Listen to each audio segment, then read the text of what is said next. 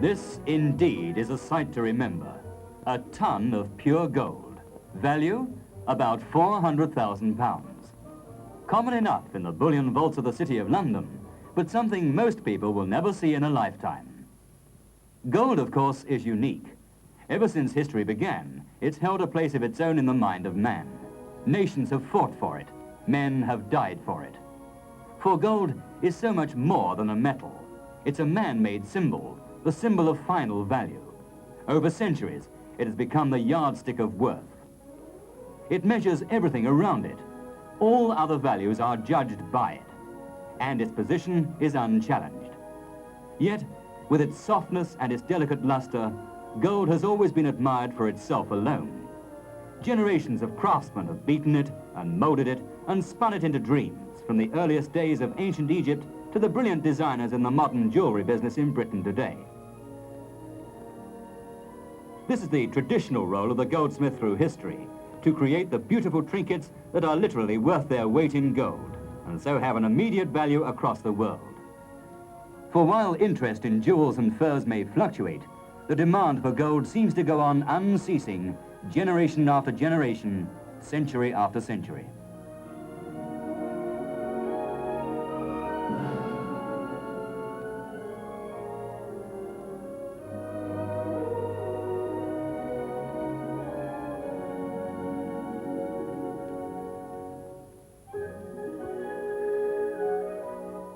Earring, brooch, necklace, bracelet, and ring. With that lot, a girl should never be short for her bus fare. The value, say a couple of £1,000s. The workmanship, superb.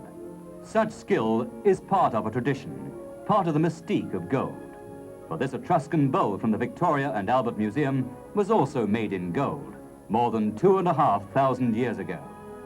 And here, perfect in its simplicity, is a modern communion set. Gold is also a symbol of power and dignity, symbol of the great occasions of state. Symbol of love and lifelong devotion, simplest of symbols known to woman since time immemorial. Ornamental gold uses less than a quarter of the 40 million odd ounces that the world produces every year, worth £13 an ounce. 2/3 of this vast fortune comes from South Africa, from the magic vein stretching through the gold fields of the Rand.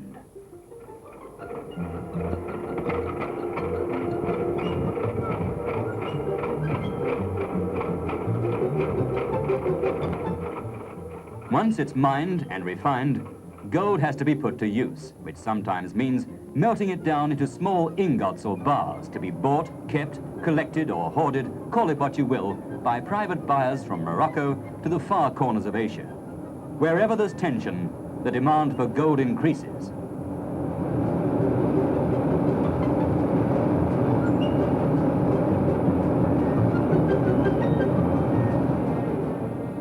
Storing gold is the old original way of keeping wealth, as old as the Bible. A 1 kilogram bar like this, made in a refinery in London, is worth about £440. And it's through London that most of the world's gold passes, for London is by far the most important gold market. This is fact, not fiction.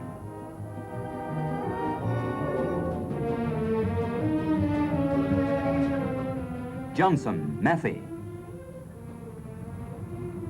Mocatta and Goldsmith, Rothschild, Sharps, Pixley, Samuel Montague. These are the 5 bullion dealers who make up the London gold market. Every working morning at 10:30, members of the 5 houses meet at Rothschild's and settle the price at which gold can be bought or sold in London that day. This is known as the fixing. The price reflects the strength and stability of money the world over. Quite outside the gold market, and not even a member, but immensely influential over it, is the guardian of the nation's basic gold reserves, the Bank of England. The Royal Mint, acting on behalf of the bank, stopped making golden sovereigns for common currency almost 50 years ago. We turned to pound notes. No great power can afford to use gold in its small change nowadays, but a limited number of sovereigns are still minted. They're worth about £3 each in bullion, but much more to foreigners who can hoard them. So, periodically, the bank releases some gold to the mint, who then make sovereigns for export.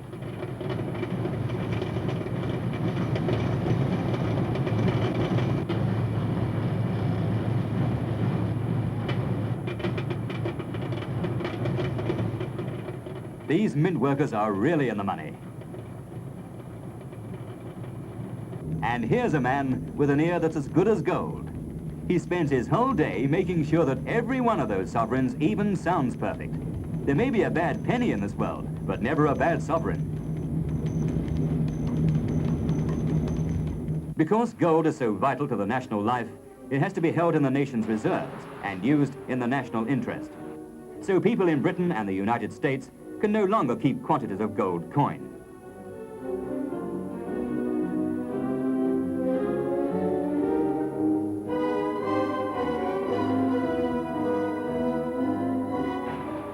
A load of sovereigns like this can nowadays be seen only in the vaults.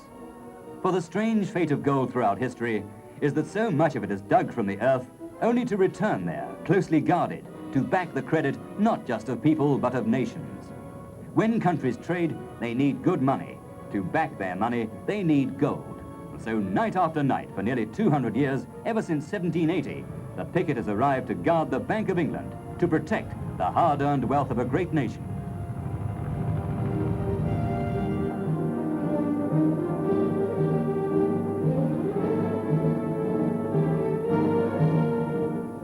Gold flows into the bank from all over the world. In the bullion office, it's handled by men to whom it's work. Don't worry, they're used to this sort of thing. This South African gold, so vital to the world, has for years been shipped in wooden boxes which are broken open with an axe.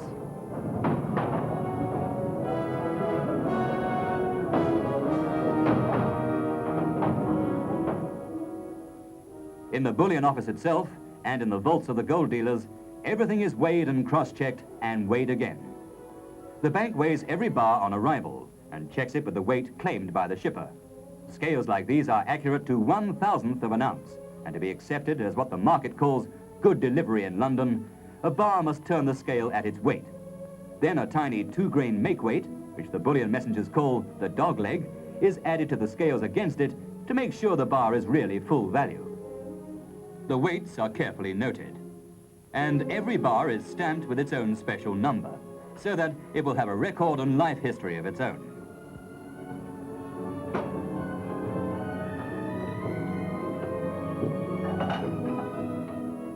By now, it's numbered and accepted by the bank and is even given its own record card.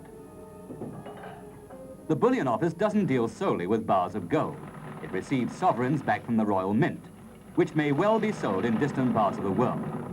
Before they can go out from the bank, which alone can issue them, they are counted once more, this time by a machine.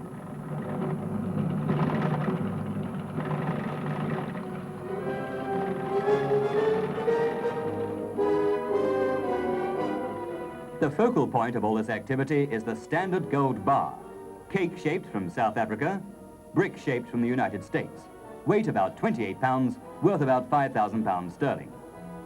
Behind London as a gold market stands Britain as a major power and an international banking centre.